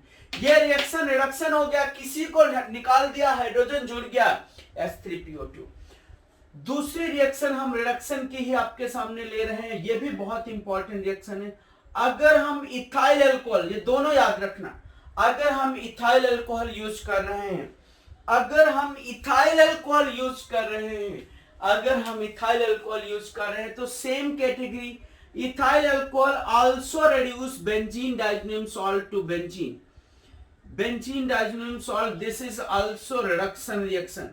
बेंजीन डाइज़ोनियम सॉल्ट को इथाइल अल्कोहल भी रिड्यूस कर देता है, बेंजीन डाइज़ोनियम सॉल्ट को इथाइल अल्कोहल भी रिड्यूस करके बेंजीन में ले जाता है, बेंजीन डाइज़ोनियम सॉल्ट को H3PO2 भी रिड्यूस करके बेंजीन में लेके जाता है, और ये जब ऑक्सीडाइज करता है तो एल्डिहाइड बना लेता है। हमें इसकी जरूरत नहीं है, हमें इसकी जरूरत नहीं है, हमको इसकी जरूरत है बेंजीन की, और हमको इसकी जरूरत है बेंजीन की। हमने बेंजीन का फॉर्मेशन करना था, हमने बेंजीन का फॉर्मेशन करना था by reduction of benzene diazonium salt. Benzene diazonium salt का रिडक्शन करा के H3PO2 रिड्यूसिंग एजेंट होगा या इथाइल अल्कोहल रिड्यूसिंग एजेंट होगा, दोनों के दोनों बेंजीन डाइज़ोनियम सॉल्ट को रिड्यूस करके बेंजीन में कन्वर्ट कर देते हैं। समझ गए? थोड़ी सी रिएक्शन और हैं, उनको हम आगे पढ़ते हैं। ये आप इतना, ये इधर का हो गया था, ये सिर्फ बेंजीन डाइज़ोनियम सॉल्ट की रिएक्शन थी, वो आपको कर लेनी थी, और उसके बाद हम कुछ और बेंजीन डाइज़ोनियम सॉल्ट की रिएक्शन आपके सामने पेश करेंगे। ठीक है, तब तक आप इसको अच्छे से नोट करो। ठीक, यस। आगे देखो, यही हम बेंजीन डाइज़ोनियम सॉल्ट की रिएक्शन आपके सामने और आगे पेश करते हैं। थोड़ा सा पार्ट है, बड़ा पॉपुलर ये भी पार्ट है सर। पॉपुलर तो पूरी की पूरी एरोमेटिक केमिस्ट्री थी। इस रिएक्शन की जो कैटेगरी है उसको हम नाम बोलते हैं coupling reaction. Coupling reaction, COUPLING, coupling reaction. Coupling reaction क्या होता है, कैसे कपलिंग होती है, इसकी मैं बात बताता हूं तुमको। एक्चुअली जो बेंजीन डाइज़ोनियम सॉल्ट है, बेंजीन डाइज़ोनियम सॉल्ट है, मतलब ये यहां पर जो N2 प्लस है और Cl माइनस है, ये किसी भी ग्रुप के साथ ऐसे कंपाउंड, ऐसे एरोमेटिक कंपाउंड के साथ, ऐसे एरोमेटिक कंपाउंड, बहुत ध्यान से समझना कपलिंग का मीनिंग यहां पर क्या है, बहुत ध्यान से समझना। ऐसे एरोमेटिक कंपाउंड के साथ जिसमें ये जो ग्रुप लगा हो वो लगा हो highly ring deactivating, highly ring deactivating, sorry highly ring activating group की तरह काम कर रहा हो, हाईली रिंग एक्टिवेटिंग ग्रुप की तरह काम कर रहा हो, वहां पर ये जो होता है वो एक्ट एज इलेक्ट्रोफाइल, वहां पर ये इलेक्ट्रोफाइल की तरह काम करता है डाइज़ोनियम सॉल्ट। बहुत ध्यान से समझना, डाइज़ोनियम सॉल्ट इलेक्ट्रोफाइल कैसे, ये मैं इधर समझा रहा हूं। ये एक्चुअली इलेक्ट्रोफाइल इस तरीके काम करता है, ये N डबल बॉन्ड N और प्लस की तरह, और Cl यहां से रिमूव होता है, ये इसका इलेक्ट्रोफाइल की तरह काम करता है। बहुत अच्छे से समझना, इजी सा पार्ट है, बड़ा लेकिन पॉपुलर है, बड़ा पॉपुलर है sir. The most important reaction होती है, मोस्ट इंपॉर्टेंट रिएक्शन होती है। तो क्या करता है, ये इलेक्ट्रोफाइल की तरह काम करता है, और बेंजीन रिंग में इलेक्ट्रॉन डेंसिटी बढ़ाने वाले ग्रुप प्रेजेंट है।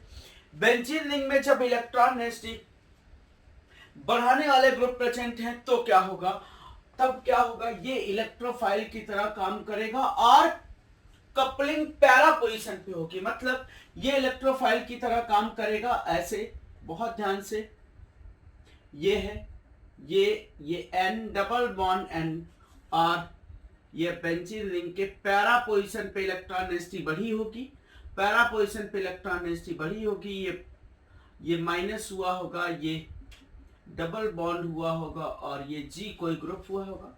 फर्दर स्टेप में क्या हुआ होगा, ये H निकल गया होगा, ये H प्लस के फॉर्म में निकल गया होगा, कपलिंग करके ये प्रोडक्ट बनाया होगा N डबल बॉन्ड N,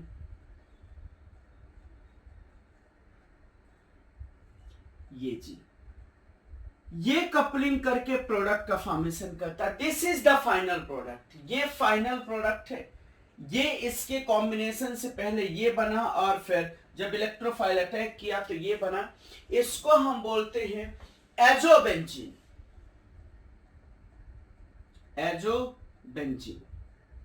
यहां कोई ग्रुप लगा होगा, उसके नाम से हम ऐड कर देंगे।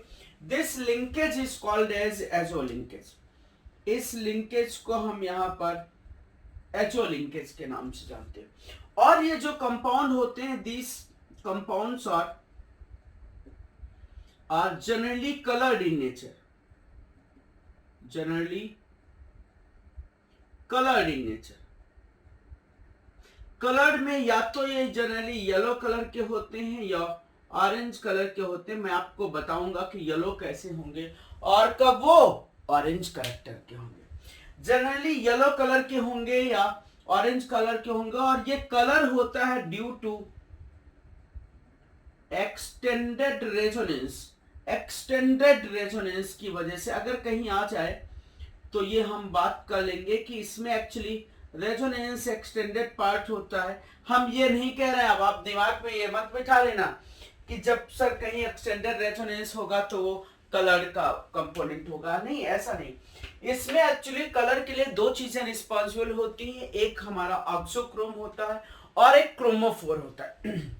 तो इसमें ऑक्सोक्रोम और क्रोमोफोर लिंकेज होने की वजह से वो कलर के लिए रिस्पॉन्सिबल होती है। जनरली ये जो कंपाउंड होते हैं वो कलर होते हैं, और वहां पर अगर रीजन अगर हमसे पूछा जाता है तो रीजन हम बताते हैं उसका कि this colour factor is due to extended conjugation. अगर हमसे पूछे, अगर हम पूछ लें, यहाँ एक क्वेश्चन लिखें कि कौन से कंपाउंड बेंजीन डाइज़ोनियम सॉल्ट के साथ कपलिंग करेंगे, कौन कौन से कंपाउंड बेंजीन डाइज़ोनियम सॉल्ट के साथ कपलिंग करेंगे? कौन कौन से कंपाउंड बेंजीन डाइज़ोनियम सॉल्ट के साथ कपलिंग करेंगे? कौन कौन से कंपाउंड बेंजीन डाइज़ोनियम सॉल्ट के साथ कपलिंग करेंगे? जैसे ये बात है, ये क्वेश्चन लिख लिया तुम। Compounds which cause coupling with benzene diazonium salt. Benzene diazonium salt के साथ कौन कौन से कंपाउंड कपलिंग कॉज करने वाले हैं? हमने ये बोला है कि यहां पर ग्रुप लगा होना चाहिए और वो group highly ring activating group होना चाहिए।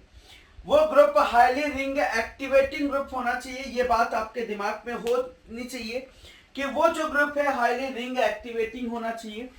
ये कपलिंग में पार्टिसिपेट नहीं करेगा बेंजीन डाइज़ोनियम सॉल्ट के साथ। ये प्लस एम इफेक्ट ऑपरेट करता है, कपलिंग में पार्टिसिपेट करेगा। ये भी प्लस एम इफेक्ट ऑपरेट करता है, कपलिंग में पार्टिसिपेट करेगा। ये बहुत अच्छे से कपलिंग में पार्टिसिपेट करेगा। ये कपलिंग में पार्टिसिपेट नहीं करेगा, ये कपलिंग में पार्टिसिपेट नहीं करेगा। CSS लगा होगा तो भी कपलिंग में पार्टिसिपेट नहीं करेगा। SO3H लगा होगा तो भी कपलिंग में पार्टिसिपेट नहीं करेगा। ये जो ग्रुप होने चाहिए वो हाईली रिंग एक्टिवेटिंग ग्रुप होना चाहिए। और एक बात, जो कपलिंग होती है जब ये इलेक्ट्रोफाइल अटैक करता है, इतना बड़ा इलेक्ट्रोफाइल होता है कि कपलिंग टेक्स प्लेस। सर इतना बड़ा इलेक्ट्रोफाइल है, coupling takes place at para position. बहुत इंपॉर्टेंट, कपलिंग पैरा पोजीशन पे होती है तब तक जब तक पैरा पोजीशन अनऑक्युपाइड है। If para position is occupied, इसमें कपलिंग जो इलेक्ट्रोफाइल आने वाला होता है वो पैरा पोजीशन पे आने वाला होता है। अगर पैरा पोजीशन ऑक्युपाइड होती है, अगर पैरा पोजीशन ऑक्युपाइड होती है तो फिर coupling takes place at ortho position. Meta पे तो ऐसे नहीं होगा क्योंकि यह हाईली रिंग एक्टिवेटिंग है। तो यहां पर हम लिख सकते हैं, नोट करके लिख सकते हैं। क्या लिख सकते हैं? Coupling takes place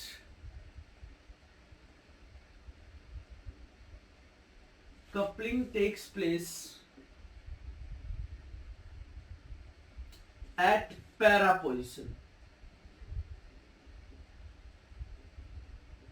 with respect to activating group। जो activating group लगा हो उसके रिस्पेक्ट टू पैरा पोजीशन पे coupling takes place. If this position is occupied, if this position is occupied, अगर ये पोजीशन ऑक्युपाइड है, किसी ने ले रखा है उस पोजीशन को, कोई दूसरा ग्रुप प्रेजेंट है, देन कपलिंग टेक्स प्लेस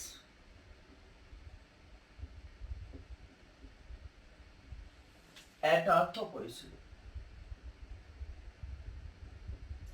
अगर ये पोजीशन किसी ने भर रखी है तो कपलिंग ऑर्थो पोजीशन पे हो जाती है। अगर पैरा पोजीशन अनऑक्युपाइड है तो कपलिंग हमारी पैरा पोजीशन पे होगी, ऑर्थो पे नहीं होगी। अब देखना, कपलिंग का सबसे पहले रिएक्शन लेते हैं, coupling with phenol. Coupling with phenol, phenol के साथ कपलिंग कराने जाए। फिनॉल में अगर बात करें तो OH जो ग्रुप होता है, वो जो OH ग्रुप होता है वो OH ग्रुप कैसा होता होगा? वो H ग्रुप कैसा होता होगा? रिंग एक्टिवेटिंग होता होगा। जब हम बेंजीन डाइज़ोनियम सॉल्ट को, बेंजीन डाइज़ोनियम क्लोराइड को, बेंजीन डाइज़ोनियम सॉल्ट को अगर हम फिनॉल के साथ कपलिंग कराते हैं, और ये सर माइल्ड बेसिक मीडियम में होती है, in mild basic medium, basic medium में होती है। पीएच इसका, हमारा पीएच का जो रेंज होनी चाहिए वो हमारी 8-9 के आसपास होनी चाहिए। पीएच जो रेंज होनी चाहिए 8 to 9 की रेंज के आसपास होनी चाहिए। ठीक है, 8 to 9 पीएच बेसिक होना चाहिए। क्यों, वो मैं बताऊंगा। तो ये जो कपलिंग होती है वो कपलिंग होती है किस पोजीशन पे? पैरा पोजीशन पे। Coupling takes place at para position.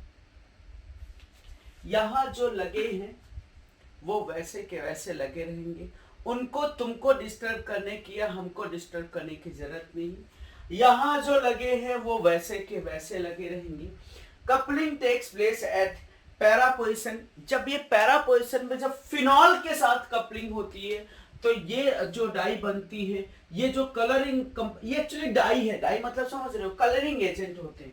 ये जो एजो कंपाउंड होते हैं दीज आर कलरिंग एजेंट, और ये ऑरेंज कलर का डाई होती है, ऑरेंज डाई के नाम से जानते हैं, या रेड डाई और रेड ऑरेंज डाई लिख सकते हो, कोई प्रॉब्लम नहीं। OH के साथ जो जनरली होती है वो रेड ऑरेंज कलर की डाई कंपोनेंट होते हैं। क्यों? Why basic medium is required?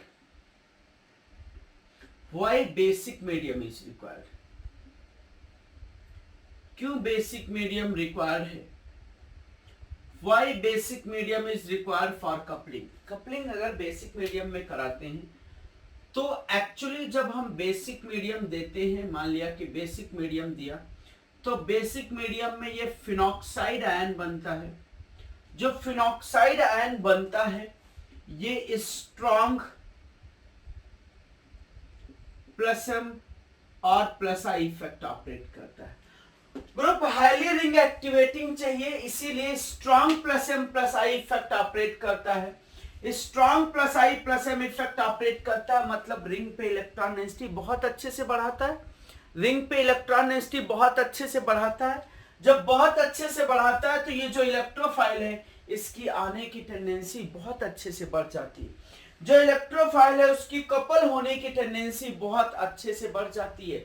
Electrophile है, इलेक्ट्रोफाइल की कपल होने की टेंडेंसी बहुत अच्छे से। फिनॉल के लिए, इसमें फिनॉल के लिए five basic medium is required in case of phenol. In case of phenol,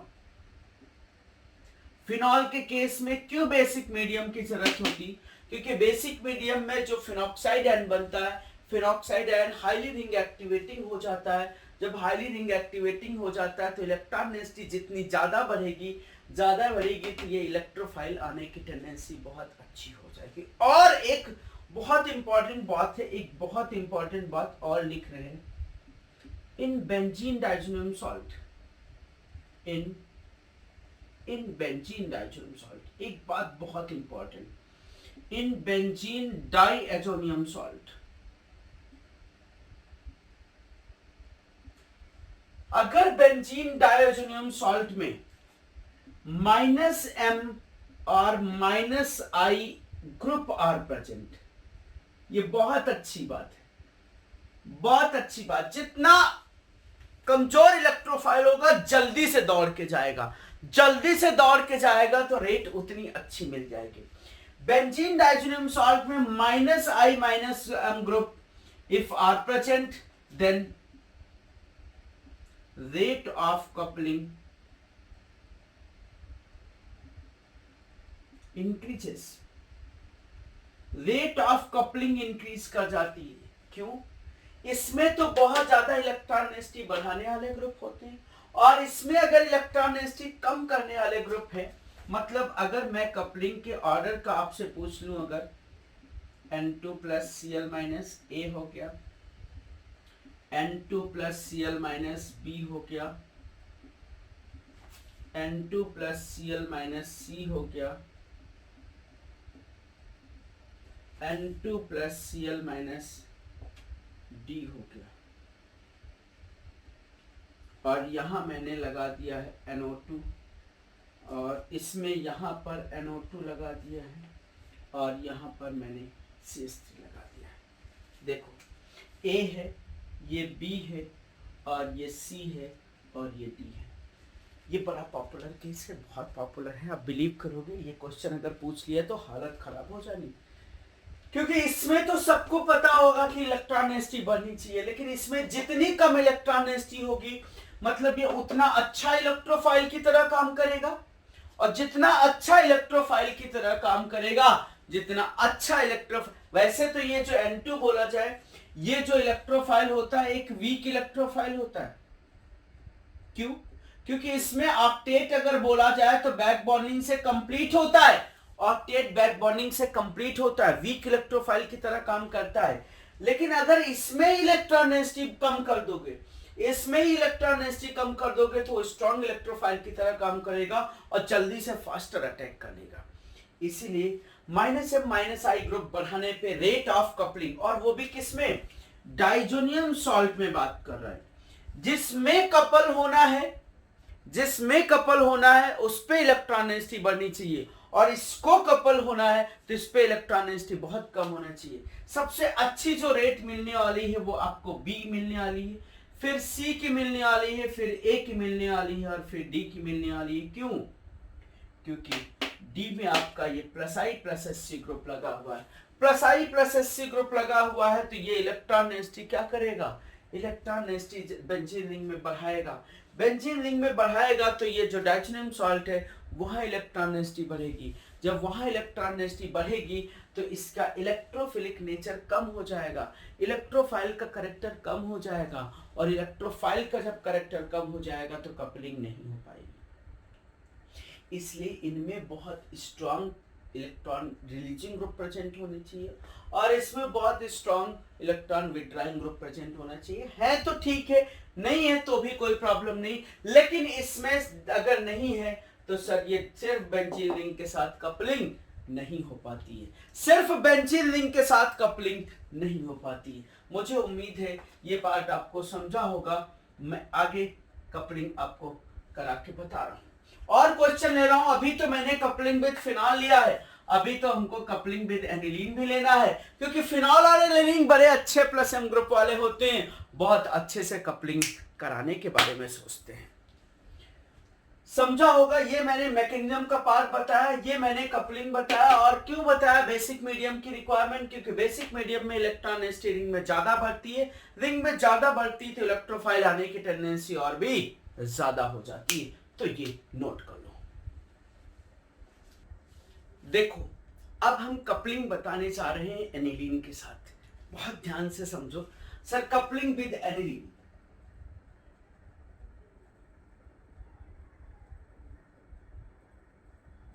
aniline के साथ कपलिंग, यहां एक टेक्निकल पार्ट है। सर जो एनिलीन के साथ कपलिंग होती है, एनिलीन के साथ दो तरीके की कपलिंग होती है। अगर हमने डाइजोनियम सॉल्ट लिया, चलो यहां पहले लिख देते हैं एनिलीन, और एनिलीन के साथ डाइजोनियम सॉल्ट। डाइजोनियम सॉल्ट हमने बनाया किससे होगा, प्राइमरी इमीन को NaNO2HCl के साथ ट्रीट किया होगा। जब इसके साथ कपलिंग कराते हैं तो थोड़ी सी प्रॉब्लम है। यहां पर पीएच का एक फैक्टर 7 होता है और एक पीएच का फैक्टर होता है 4 to 5। मतलब ये एसिडिक पीएच में और ये न्यूट्रल पीएच में, एसिडिक पीएच पे और न्यूट्रल पीएच पे दो अलग अलग पीएच पे रिएक्शन होती है। लेकिन कपलिंग का जो फैक्टर है, डाइजोनियम सॉल्ट लिंकेज जोड़ने का जो फैक्टर है, वो एसिडिक पीएच में होता है। सर एनिलीन एसिडिक पीएच पे कपलिंग कॉज करती है। देखो न्यूट्रल पीएच पे ये क्या बनाता है, न्यूट्रल पीएच पे ये बनाता है NH N double bond N, और ये बनाता है। लेकिन अगर एसिडिक पीएच होता है, एसिडिक पीएच होता है तो ये N डबल बॉन्ड N, ये NH2 बनाता है और ये बनाता है। ये कपलिंग का केस है। इसको हम बोलते हैं पैरा पे एमिनो लगा है, पैरा एमिनो एजोबेंजीन। जैसे फिनॉल वाले में क्या केस था, पैरा हाइड्रोक्सी एजोबेंजीन। और ये सर जो डाई होती है ये येलो कलर की डाई होती है। ये जो डाई होती है वो सर येलो कलर की डाई होती है, और वहां पर क्या था, रेड ऑरेंज कलर की। ऐसा क्या है सर, मीडियम एसिडिक है, मीडियम एसिडिक है तो ऐसे कपलिंग हो रही है, और न्यूट्रल मीडियम में ऐसे कपलिंग हो रही। हमको जरूरत इस मीडियम की होती। बड़ा प्रॉब्लम की बात है सर, एसिडिक मीडियम है और एनिलीन एसिड बेस नहीं कर रही है, एसिड बेस नहीं कर रही है सर, कपलिंग कर रही है। हाँ सर, हाँ ऐसा ही होता है। होता क्या है, मैकेनिज्म मैं बताता हूं। फिनॉल के लिए basic medium is required, phenol के लिए बेसिक मीडियम इज रिक्वायर्ड, और एनिलीन के लिए एसिडिक मीडियम इज रिक्वायर्ड। इसकी हमको जरूरत नहीं पड़ती है। मैं बता रहा हूं आपको, बहुत पेशेंसफुली समझा रहा हूं। एक्चुअली ये जो एमिनो लिंकेज है, एनिलीन की लिंकेज है, जब इसमें पीएच का फैक्टर होता है न्यूट्रल, तो उस समय क्या होता है, पीएच का फैक्टर होता है न्यूट्रल, उस समय क्या होता है, N double bond N R plus pH 7 पे ये इलेक्ट्रोफाइल बन के इसके साथ लुईस एसिड बेस कर लेता है। ये लुईस एसिड बेस कर लेता है तो ये N हो गया, ये H हो गया, और इसके पास plus N double bond N और ये बन जाता है। और अब क्या करेगा, यहां से H निकल जाता है, यहां से H निकल जाता है, और यहां का Cl HCl निकल जाता है। ये NH हो जाता है, N डबल बॉन्ड N और बेंजीन। लेकिन जब पीएच बढ़ाने की बात करते हैं, पीएच 4 to 5 की बात करते हैं, मतलब मीडियम एसिडिक है, उस मीडियम में ये रिएक्शन रिवर्स हो जाती है। ये रिएक्शन रिवर्स, यार इतना झंझट हमको याद नहीं रखना, हमको सिर्फ बेसिक पीएच ये ध्यान रखना है। लेकिन आपको कहीं पूछ ले कि यार ऐसा क्यों हो रहा है, तो हम बता रहे हैं न्यूट्रल मीडियम में ये बन गया, लेकिन अब एसिडिफिकेशन कराते हैं तो यही कैटेगरी इसमें कन्वर्ट हो जाती है। किसमें, ये अभी एसिड बेस करके ये NH H प्लस बन जाता है, और N डबल बॉन्ड N और ये बेंजीन रिंग बन जाती है। ये यहां से फिर से लीव करता है, तो ये सर ये NH2 मिलता है, और उसके साथ साथ N plus double bond N, mechanism होती है इसलिए हम बता रहे हैं, ये बनता है। अब ये पैरा पे अटैक करता है, ये लीव कर गया, पैरा पे अटैक करता है। जब पैरा पे अटैक करता है तो फिर एसिडिक मीडियम में ये N डबल बॉन्ड N और ये ध्यान रखो सर, हमको इसकी जरूरत होगी। एनिलीन के लिए पीएच हमको एसिडिक चाहिए होता है, एनिलीन के लिए पीएच एसिडिक चाहिए होता है, जबकि फिनोलिक लिंकेज के लिए पीएच बेसिक चाहिए होता है। ये फैक्टर क्यों होता है, क्योंकि न्यूट्रल पीएच की बात करते हैं तो ये बन जाता है, एसिडिफिकेशन कराने पे वो क्या होता है, रीअरेंज होता है। एसिडिफिकेशन कराने पे रीअरेंजमेंट टेक्स प्लेस,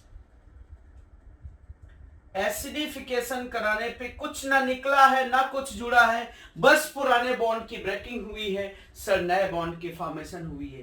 पुराने बॉन्ड की ब्रेकिंग हुई है, नए बॉन्ड का फॉर्मेशन हुआ है।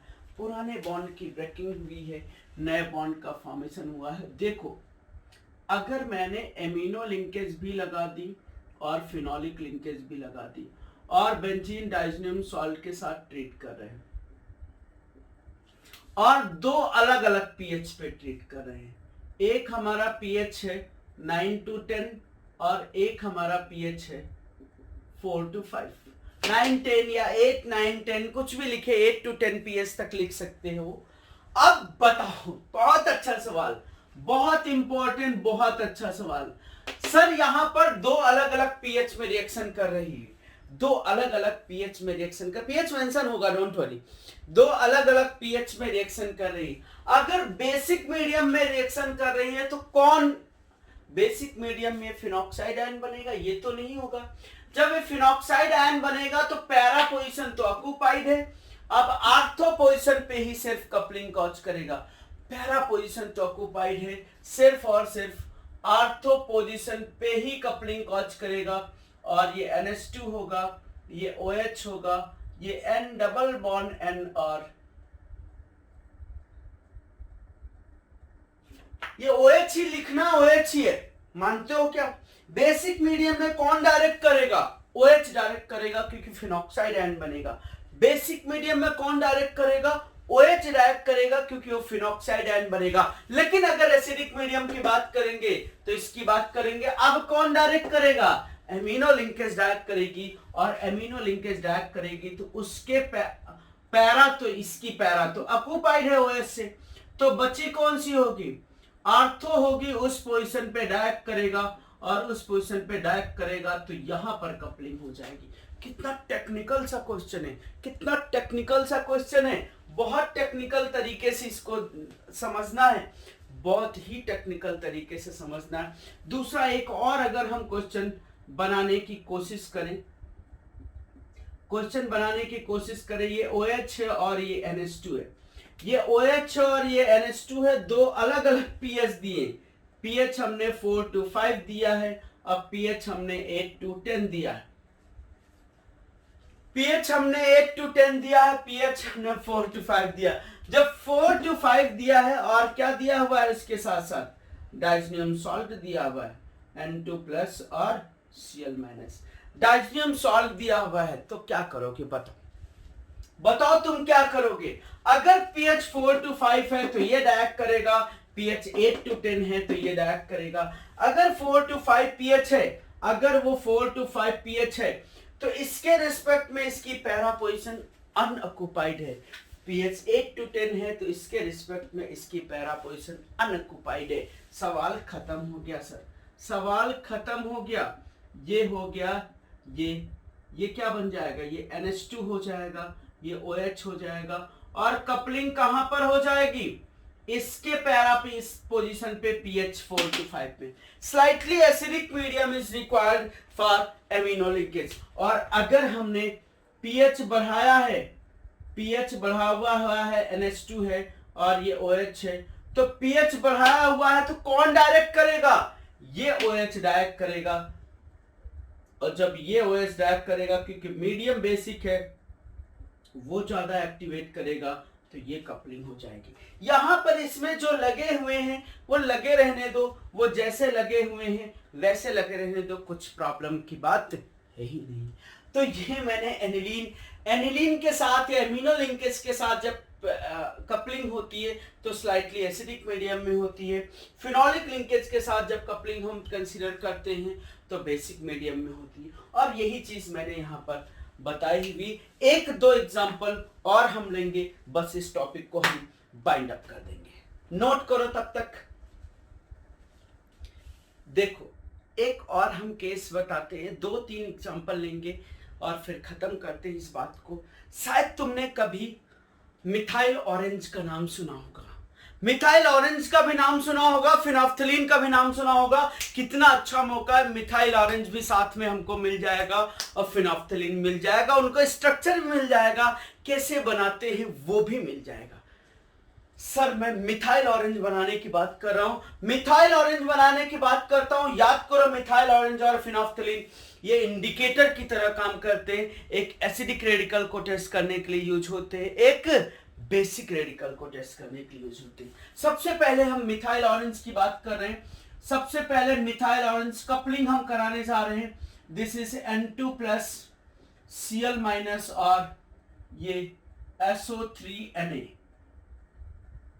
ये SO3Na, ये SO3 है ना सर SO3, ये एक डाइज़ोनियम सॉल्ट है। ये जैसे हैं वैसे रहेंगे, कुछ लगा दो कोई फर्क नहीं पड़ता। उसके बाद हमने जो एक्टिवेटिंग ग्रुप वाला लिया हुआ है, दिस इज NMe और NMe। देखो एक एक्टिवेट कर रहा है और एक ये डाइज़ोनियम सॉल्ट है। कैसा मीडियम चाहिए? pH हमको चाहिए लगभग 4 to 5 pH के आसपास चाहिए। एसिडिक मीडियम, क्योंकि ये एमिनो लिंकेज है, एसिडिक मीडियम में कपलिंग प्रेफर करने वाली है। सर ये यहां पर कपलिंग कर देगा और ये यहां पर इलेक्ट्रोफाइल बनके पैरा पोजीशन अनऑक्युपाइड है, पैरा पोजीशन पे अनऑक्युपाइड है, पैरा पोजीशन पे कपलिंग करेगा। देखो क्या बन रहा है, देखो सर ये N डबल बॉन्ड N, फिर बेंजीन रिंग और फिर N से क्या बन जाएगा Me और ये Me और ये क्या है SO3Na। ये जो कंपाउंड आपके सामने पेश है, ये जो कंपाउंड आपके सामने पेश है, ये है पैरा पोजीशन पे NN dimethyl azobenzene, NN dimethyl azobenzene. This compound is called as, इसी को हम नाम आपके सामने पेश कर रहे हैं, this is called as methyl orange. इसी को हम मिथाइल ऑरेंज बोलते हैं। Methyl orange for testing of basic linkage already present है, बेसिक लिंकेज ऑलरेडी प्रेजेंट है, तो हम किसको आइडेंटिफाई करने के लिए यूज करेंगे? फॉर आइडेंटिफिकेशन ऑफ एसिडिक, क्या? Testing of acidic radical. Methyl orange is use for testing of किसके? Acidic radical. एसिडिक रेडिकल को टेस्ट करने के लिए, क्योंकि इसमें खुद ही बेसिक लिंकेज है, इसमें खुद ही बेसिक लिंकेज है, तो इसको हम methyl orange is use for testing of acidic radical.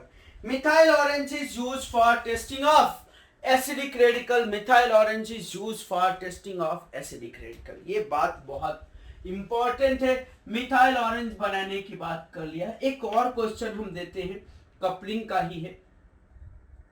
ये मैंने लिया है और ये है, ये एज्यूम करें OH लिंकेज है नेफ्थलीन के, इसको हम बीटा नेफ्थलीन बोल सकते हैं। बीटा नेफ्थलीन में ऑल लगा हुआ है, इसलिए हम लिख देते हैं बीटा नेफ्थॉल।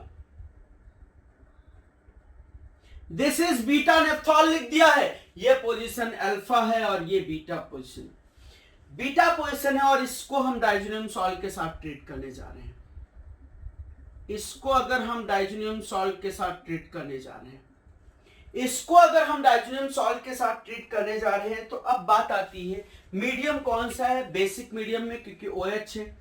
pH यहां पर हमने 8 to 10 ले रखा है। BS बेसिक मीडियम दिया हो तो ठीक है, नहीं दिया है तो भी ठीक है, कोई टेंशन लेने की जरूरत नहीं। दिया होगा ही, हमारे केसेस में एग्जाम दिया ही होता। अब इसकी पैरा पोजीशन पे कपलिंग होगी, इसकी पैरा पोजीशन पे कपलिंग होगी, तो पैरा यहां अनऑक्युपाइड है, बच्चे ये आर्थो और ये आर्थो। पैरा पोजीशन तो ऑक्युपाइड है, बच्चे ये आर्थो ये आर्थो। हमें ये बात ध्यान रखना है, हमको ये बात ध्यान रखना है कौन सी पोजीशन पे कपलिंग होगी। ये पोजीशन भी अल्फा है, आर्थो है, और ये पोजीशन भी आर्थो है। कपलिंग हमेशा इस पोजीशन पे होता है, क्योंकि इस रिंग का भी इस पोजीशन पे इलेक्ट्रॉन डेंसिटी, इस रिंग का भी इस पोजीशन पे इलेक्ट्रॉन डेंसिटी बढ़ती है, क्योंकि आर्थो है।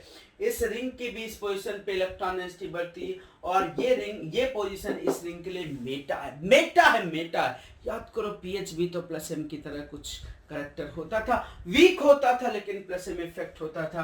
तो इसका अगर हम प्रोडक्ट की बात करें, कपलिंग कराने के बाद प्रोडक्ट की बात करें, तो याद रखना कहीं हमको हो सकता है मिल जाए N डबल बॉन्ड N, और ये हमको कपलिंग प्रोडक्ट हो जाएगा। This is red orange colour की डाई, रेड ऑरेंज कलर की ये डाई होता है। OH लिंकेज की वजह से रेड ऑरेंज के सर मिथाइल ऑरेंज में बना दिया और रेड ऑरेंज कलर की डाई बना दिया। मिथाइल ऑरेंज, जिसको देख के पहचान जाना 2 मिथाइल ग्रुप प्रेजेंट है, मिथाइल ऑरेंज है। अब हम इसी बात पे याद करते हैं, हम सर फिनोफ्थलीन भी प्रिपेयर कर लेते हैं, लेकिन फिनोफ्थलीन कपलिंग से नहीं प्रिपेयर होता है। कपलिंग पार्ट खत्म हो गया, कपलिंग पार्ट हमने खत्म कर दिया है। This is complete part of coupling. Phenolphthalein prepare कर लेते हैं, थोड़ा सा पार्ट है preparation of phenolphthalein. Phenolphthalein, preparation of phenolphthalein. ये क्या था? ये था preparation of methyl orange,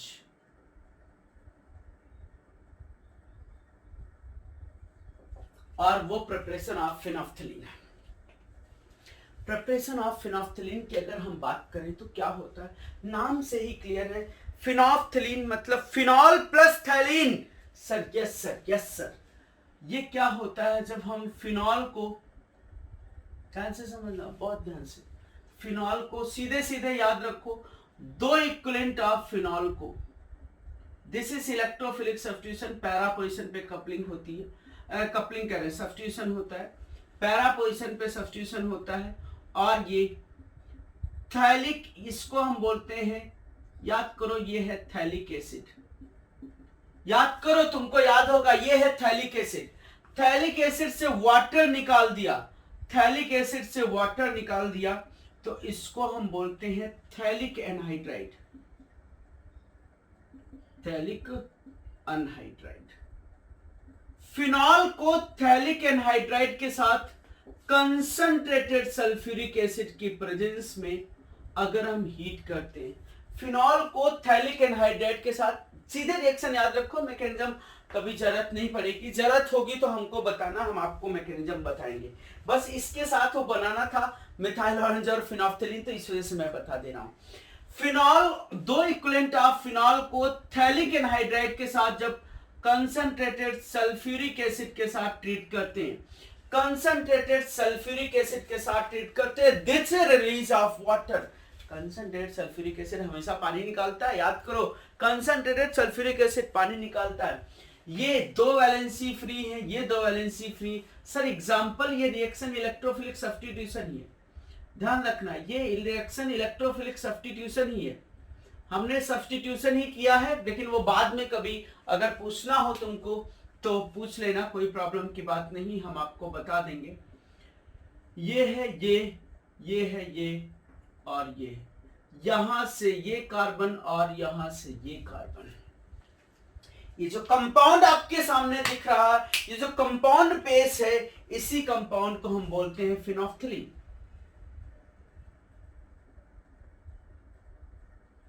phenolphthalein, इसमें सर ये एसिडिक लिंकेज प्रेजेंट है, ये एसिडिक लिंकेज प्रेजेंट है, तो किसकी टेस्टिंग के लिए यूज होगा? For identification of, for testing of, for identification of, for identification of, identification of किसका? जब इसमें एसिडिक लिंकेज प्रेजेंट है तो identification of basic radical. Basic radical को, बेसिक कंपोनेंट को आइडेंटिफाई करने के लिए हम फिनोफ्थलीन यूज करते हैं। बेसिक रेडिकल को आइडेंटिफाई करने के लिए फिनोफ्थलीन यूज करते हैं, और एसिडिक रेडिकल को आइडेंटिफाई करने के लिए मिथाइल ऑरेंज यूज करते हैं। और एक हम बता देते हैं लास्ट में, प्लीज, लास्ट रिएक्शन है, this is preparation of DDT.